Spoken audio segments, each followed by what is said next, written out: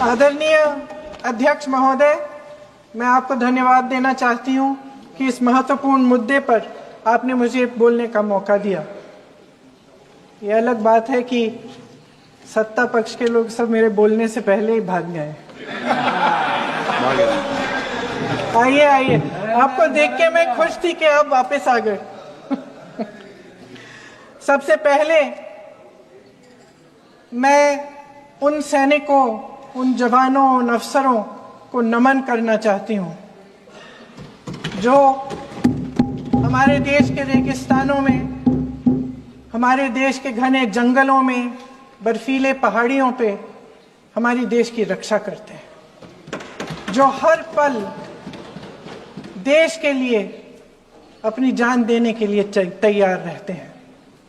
1948 से लेकर अब तक, जब से पाकिस्तानी रेडर्स ने कश्मीर पे हमला किया, तब से लेकर अब तक हमारी देश की अखंडता की रक्षा करने में उनका बड़ा योगदान है। हमारी आज़ादी अहिंसा के आंदोलन से हासिल हुई, लेकिन जैसे मैंने कहा, उसको कायम रखने के लिए हमारी सेना का बहुत बड़ा योगदान है। अध्यक्ष महोदय, कल मैं सदन में बैठी हुई सबके भाषण सुन रही थी।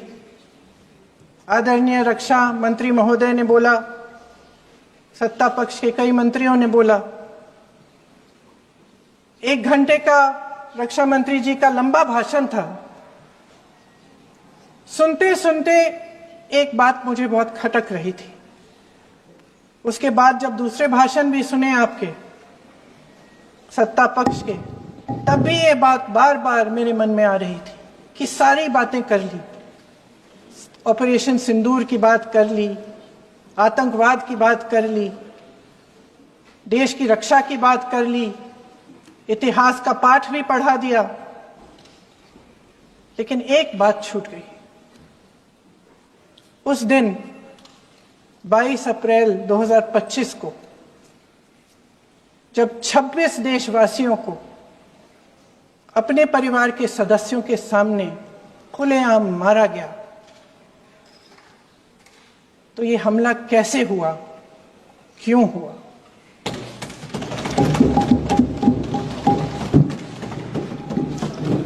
अध्यक्ष महोदय,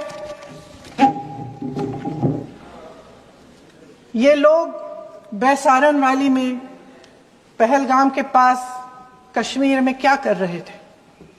आजकल पब्लिसिटी का दौर है, प्रचार का जमाना है।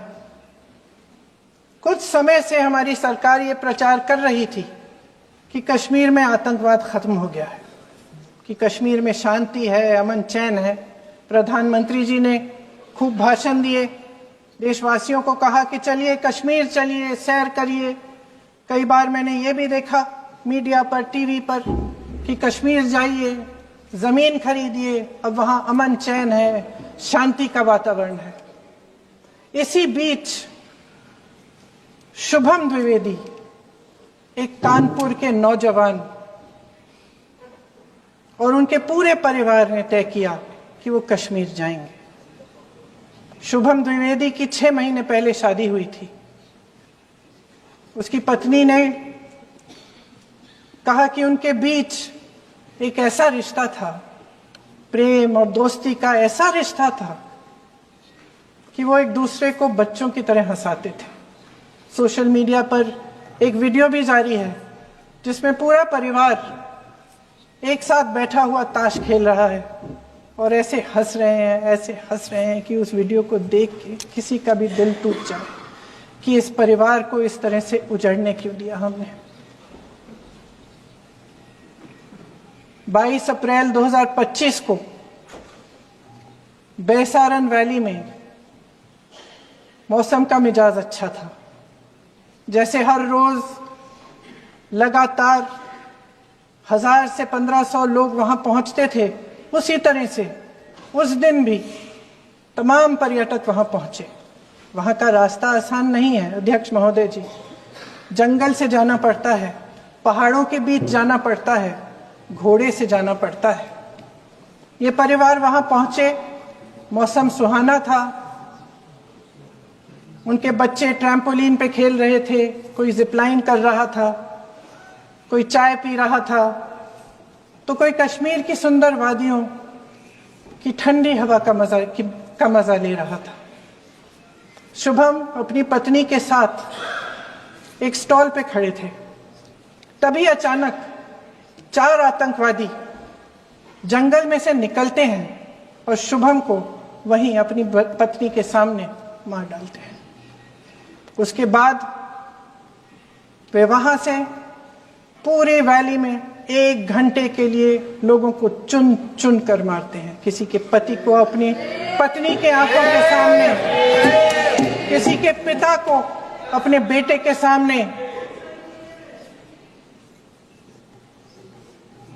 चुन चुन कर 26 लोगों को मार डालते हैं। शुभम की पत्नी घबराकर वहां से भागने की कोशिश करती है, अपनी जान बचाने के लिए जंगल की तरफ दौड़ती है। वहां पता चलता है कि तमाम लोग जंगल की तरफ दौड़े हैं और अपनी जान बचाने की कोशिश कर रहे हैं।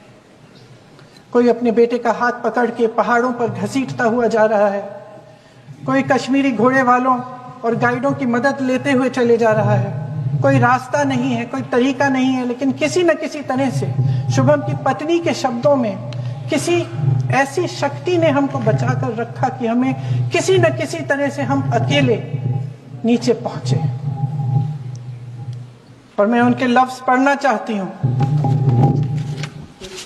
क्योंकि उन्होंने कहा कि इस पूरे समय जब 1 घंटे के लिए चुन चुन कर भारतीय नागरिकों को मारा जा रहा था, इस पूरे समय उसे एक सुरक्षाकर्मी नहीं दिखा, एक सैनिक नहीं दिखा।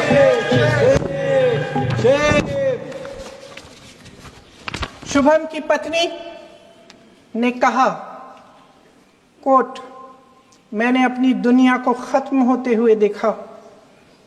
अपनी आंखों के सामने एक सिक्योरिटी गार्ड नहीं था। मैं ये कह सकती हूं कि देश ने, सरकार ने हमें वहां पे अनाथ छोड़ दिया था। सिक्योरिटी क्यों नहीं थी वहां पे एक सैनिक क्यों नहीं दिखा? क्या सरकार को मालूम नहीं था कि यहां रोज 1000 से 1500 पर्यटक जाते हैं? क्या सरकार को मालूम नहीं था कि यहाँ के पहुंचने के लिए जंगल के रास्ते से जाना पड़ता है? अगर कुछ हो जाएगा तो लोग वहां से निकल नहीं पाएंगे। एक चिकित्सा का इंतजाम नहीं था, फर्स्ट एड का इंतजाम नहीं था, कोई इंतजाम नहीं था, ना सुरक्षा का, ना फर्स्ट एड का। इन लोगों को भगवान भरोसे छोड़ दिया गया। ये लोग वहां पे इस सरकार के भरोसे गए और इस सरकार ने उन्हें भगवान भरोसे छोड़ दिया।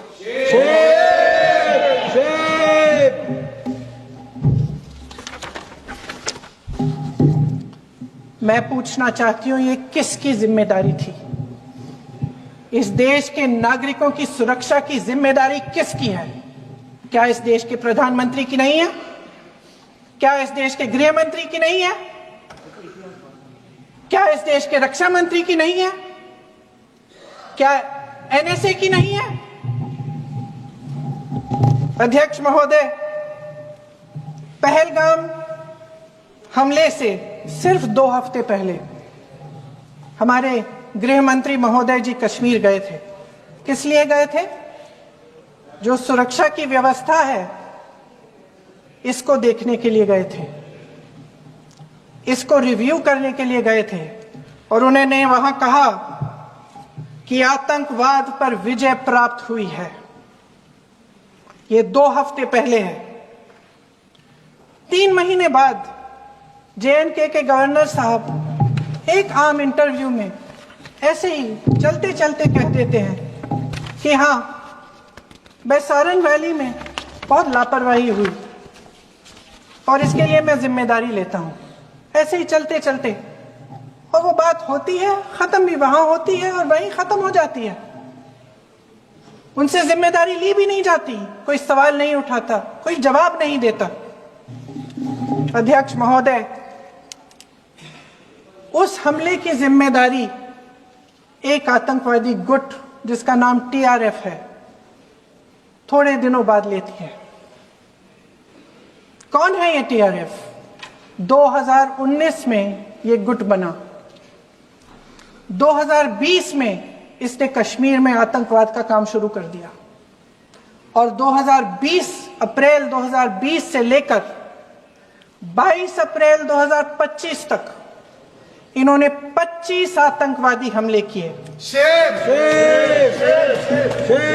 गृह मंत्री महोदय ने जब यूपीए सरकार के समय के आतंकवादी हमले गिने तो लगभग 25 गिनवाए थे अभी अपने भाषण में। इस गुट ने कश्मीर में 25 हमले 2020 और 2025 के अंदर एक पूरी लिस्ट है इन हमलों की। मेरे पास इतना समय नहीं है इसलिए मैं एक एक को नहीं पढ़ना चाहती, लेकिन मैं इतना कहूंगी कि इनमें रियासी का हमला भी था 2024 का, जिसमें 9 लोग मारे गए और 41 लोग घायल हुए।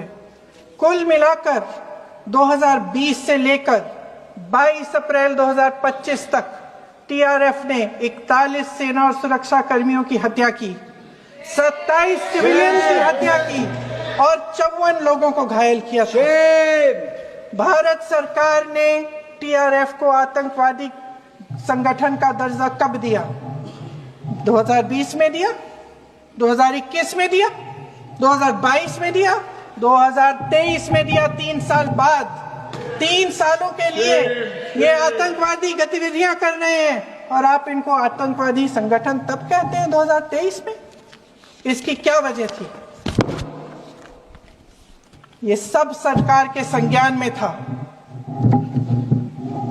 और आप मुझे बताना चाहते हैं, सत्ता पक्ष के नेता बताना चाहते हैं कि ये सब आपके संज्ञान में था, लेकिन कोई भी एक ऐसी एजेंसी नहीं है हमारी सरकार की जिसको पता चला कि ऐसा हमला, ऐसा भयानक हमला होने जा रहा है हमारे देश में, कि पाकिस्तान में बैठे हुए इस हमले की योजना बन रही है कि हम भारत जाके हैवानियत करेंगे, 26 लोगों को मार डालेंगे और हमें पता ही नहीं है।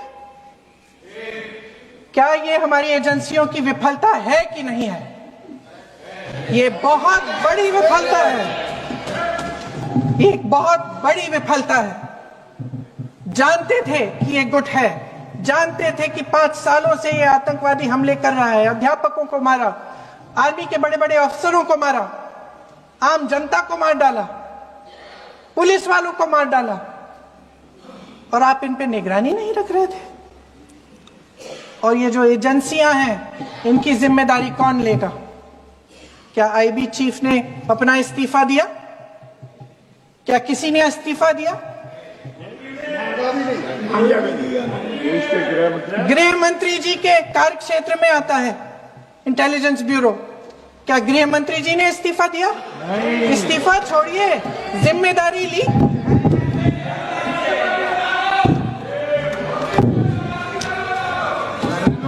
साहब देखिए, इतिहास की बात आप करिए, मैं वर्तमान की बात करना चाहती हूँ। आपको तो एक बहाना चाहिए, आपको तो एक बहाना चाहिए। पूरे परिवार का नाम गिनवा देते हैं। अरे अपनी जिम्मेदारी खुद लीजिए। 11 सालों के लिए तो सत्ता में आप हैं। अभी नेहरू को छोड़ नहीं रहा। कल माननीय गौरव गोगोई जी ने अपने भाषण में पूछा गृह मंत्री जी से, क्या आपकी जिम्मेदारी नहीं थी? मैं देख रही थी। राजनाथ जी, रक्षा मंत्री जी यूं यूं अपना सर हिला रहे थे, कुछ बोले नहीं। अंदर से महसूस हुआ होगा कि यहां कुछ जिम्मेदारी थी, लेकिन माननीय गृह मंत्री महोदय जी हंस रहे थे, वे हंस रहे थे।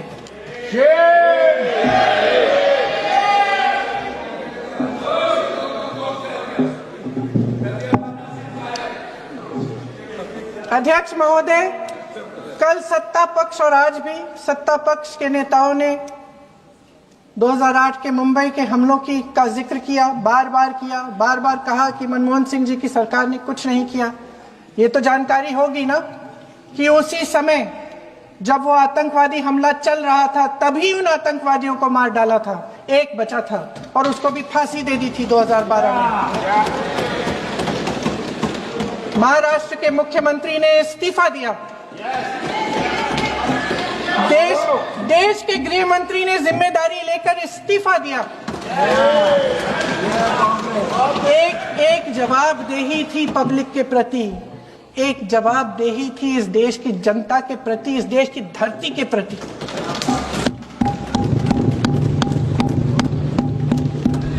राजनाथ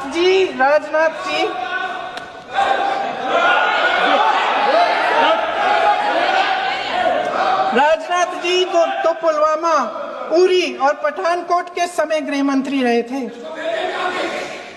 आज वे रक्षा मंत्री हैं और हमारे गृह मंत्री महोदय श्री अमित शाह जी के नाक के नीचे पूरा मणिपुर जल गया, दिल्ली में दंगे हुए, पहलगाम में हमला हुआ और आज भी वे उसी पद पर बैठे हैं। क्यों? अध्यक्ष महोदय, बमबारी से अखबारों के हेडलाइन बनते हैं, मगर कहानी सुरक्षा में की चूक में भी है। आज देश खोखले भाषण नहीं सुनना चाहता, देश जवाब चाहता है, तसल्ली चाहता है कि सच उससे छिपाया नहीं जाएगा। देश जानना चाहता है कि उस दिन अप्रैल 22, 2025 को क्या हुआ और क्यों हुआ। आप तो खुद अपनी पीठ थपथपाने में लगे रहते हैं। सेना, देश, संसद से सच छुपाते हैं। ऑपरेशन सिंदूर जब शुरू हुआ, हम सब ने समर्थन किया, सब एकजुट होकर खड़े हो गए इस देश के लिए। दोबारा होगा, दोबारा खड़े हो जाएंगे। अगर हमारे देश पे हमला होता है तो यहां इस सदन में किसी भी पार्टी का हो, कोई भी हो, सब आपका समर्थन करेंगे। और हमें अपनी सेना पर गर्व है कि उन्होंने इस बार भी दृढ़ता से लड़ाई लड़ी, धैर्य से लड़ाई लड़ी, वीरता से लड़ाई लड़ी। लेकिन इस ऑपरेशन का सिंदूर का क्रेडिट, उसका श्रेय तो हमारे प्रधानमंत्री जी चाहते हैं। सही भी है, ठीक है, सही है, श्रेय ले। ओलंपिक्स में हमारा मेडल आता है, उसका भी श्रेय लेते हैं। लेकिन सिर्फ श्रेय लेने से नहीं होता नेतृत्व, जिम्मेदारी भी लेनी पड़ती है।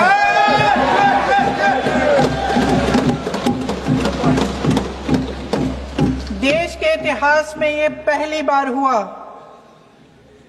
देश के इतिहास में यह पहली बार हुआ कि जंग होते होते ही रुक गई। रुक गई है जी, और इस रुकावट का ऐलान हमारी सरकार, हमारी सेना नहीं करती, अमेरिका के प्रेसिडेंट करते हैं, अमेरिका के राष्ट्रपति करते हैं।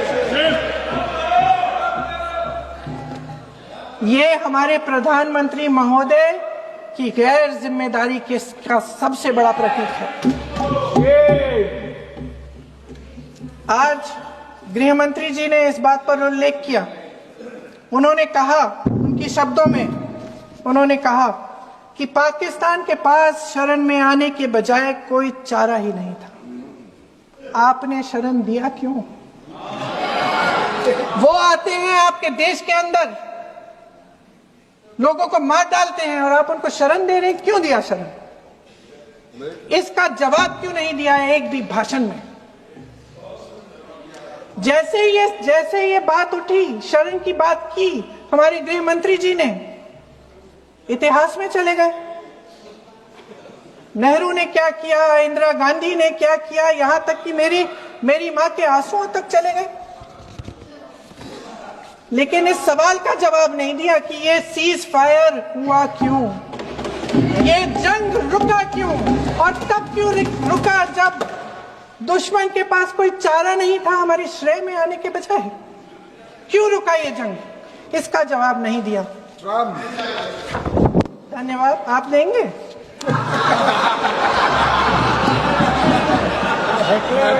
मंत्री देना भाई, देना। आपको टाइम मिलेगा तो, टाइम नहीं मिलेगा आपको शायद। वैसे महोदय, मेरी माँ की आंसू की बात किए, मैं इसका जवाब देना चाहती हूँ। मेरी माँ के आंसू तब गिरे जब उनके पति को आतंकवादियों ने शहीद किया,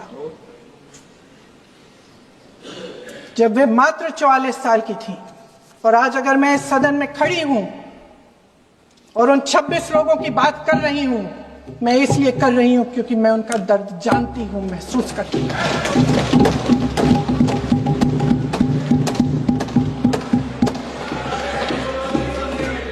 अध्यक्ष महोदय, मैंने कहा कि देश का नेतृत्व सिर्फ उपलब्धियों का श्रेय लेने से मजबूत नहीं होता। सफलता और विफलता दोनों की जिम्मेदारी लेने से बुलंद होता है। ये सोने का ताज नहीं है, कांटों का ताज है। अध्यक्ष महोदय, जब सरकार झूठी और कायर हो तो वे बहादुर से बहादुर सेना के साहस और पराक्रम को भी कमजोर कर देती है। देश को प्रतिशोध के साथ साथ सबके प्राणों की रक्षा का प्रण चाहिए। सेना की शक्ति के साथ सरकार की सच्चाई भी चाहिए। महान देशभक्त शहीद इंदिरा गांधी जी, जिन्होंने सफल कूटनीति के बल पर अमेरिका के राष्ट्रपति निक्सन का मुकाबला करके पाकिस्तान का विभाजन करवाया, बांग्लादेश बनाया, 1 लाख पाकिस्तानी सैनिकों को आत्मसमर्पण करने पर मजबूर किया, उन्होंने कभी इसका श्रेय लेने की कोशिश नहीं की। ऑपरेशन सिंदूर का मकसद अगर पाकिस्तान को सबक सिखाना था तो शायद ये मकसद अभी अधूरा है, क्योंकि हमारी कूटनीति विफल रही है। इसका प्रमाण यही है कि ऑपरेशन सिंदूर के बाद एक पाकिस्तानी जनरल, जिसके हाथ खून से रंगे थे, अमेरिका के राष्ट्रपति के साथ बैठकर लंच खा रहे थे। अगर ऑपरेशन सिंदूर का मकसद आतंकवाद को खत्म करने का था तो पाकिस्तान को संयुक्त राष्ट्र के आतंकवाद विरोधी समिति का अध्यक्ष चुने जाने से इस मकसद को धक्का लगा है। इसकी जिम्मेदारी कौन लेगा? क्या हमारे प्रधानमंत्री लेंगे? क्या उनमें यह हिम्मत है? नहीं है। अगर इस ऑपरेशन के दौरान हमारे जहाजों का नुकसान नहीं हुआ तो सदन में इसे साफ साफ कहने से क्या डर है? क्यों नहीं कहा है? कल भी रक्षा मंत्री जी ने कहा कि हमारे इंफ्रास्ट्रक्चर का नुकसान नहीं हुआ, तो जहाजों के बारे में भी बता दें, साफ साफ बता दें, क्या हर्ज है? सच्चाई तो है। सवालों से बचने के लिए ये सरकार हमेशा प्रयास करती है। इसकी राजनीतिक कायरता बेमिसाल है। देशवासियों के प्रति जवाबदेही का एहसास ही नहीं है। सच्चाई ये है कि इनके दिल में जनता के लिए कोई जगह नहीं है। सब राजनीति है, सब पीआर है, सब प्रचार है, सब पब्लिसिटी है। देश की जनता के लिए आपके हृदय में कुछ नहीं रहा। बहुत समय हो गया है आप इस प्रचार में ही लिप्त हैं, जनता को देख नहीं पा रहे हैं। जो पहलगाम में हुआ, खत्म करती हूं, जो पहलगाम में हुआ उससे हर एक देशवासी के दिल पे चोट पहुंची है।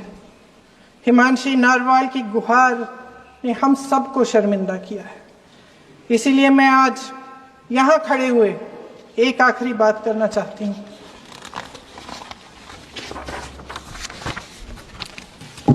इस सदन में लगभग सभी के पास सुरक्षा है, सुरक्षा की व्यवस्था है। हम जहां भी जाते हैं हमारे साथ सुरक्षा कर्मी आते हैं। आपको भी मिल जाएगी, आप मंत्री बन जाएंगे, आपको भी मिल जाएगी।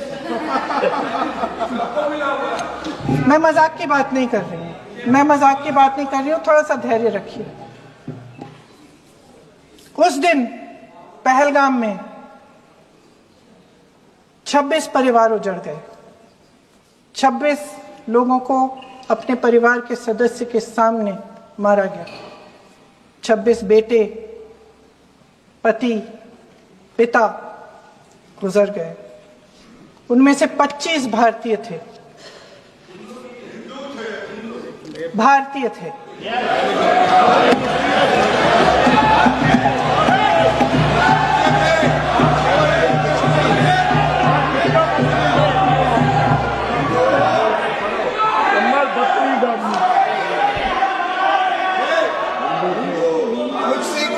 जितने भी लोग बैसारन वैली में थे और जो 25 भारतीय मारे गए, उनके लिए कोई सुरक्षा नहीं थी। कोई सुरक्षा नहीं थी। आप कितनी भी ऑपरेशन कर डालें, आप इस सच्चाई के पीछे छुप नहीं सकते, इसे नकार नहीं सकते। आपने उनको सुरक्षित नहीं किया। कोई शर्म नहीं है, कोई शर्म नहीं है, कोई शर्म नहीं है और ना कभी होगी। सुन लीजिए, सुबह भी मैं शिव मंत्र बोल के आई हूं। इनको क्या पता शिव मंत्र क्या है? शिव मंत्र खत्म कर लूं अपना भाषण। शिव मंत्र मैं एक बार उन 25 भारतीयों के मैं एक बार उन 25 भारतीयों के नाम इस सदन में पढ़ना चाहती हूं, ताकि यहां बैठे हर सदस्य को यह एहसास हो कि वे भी हमारी तरह इंसान थे, किसी राजनीतिक बिसात के मोहरे नहीं थे। वे भी इस देश के बेटे थे, वे भी इस देश के शहीद हैं। उनके परिजनों के प्रति हम सब की जवाबदेही बनती है। उन्हें सच्चाई जानने का हक है। समीर गुहा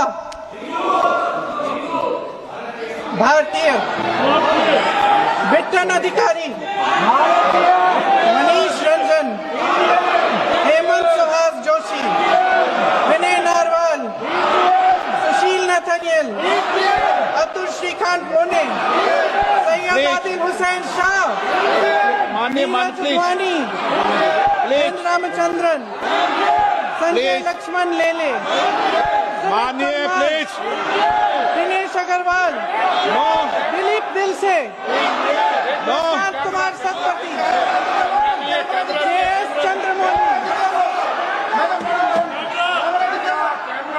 अब आप बोलिए, अब आराम से। JS चंद्रमौली, यतीश परमार, S मधुसूदन राव, सुदर्शन नारेबाजी का सदन नहीं है।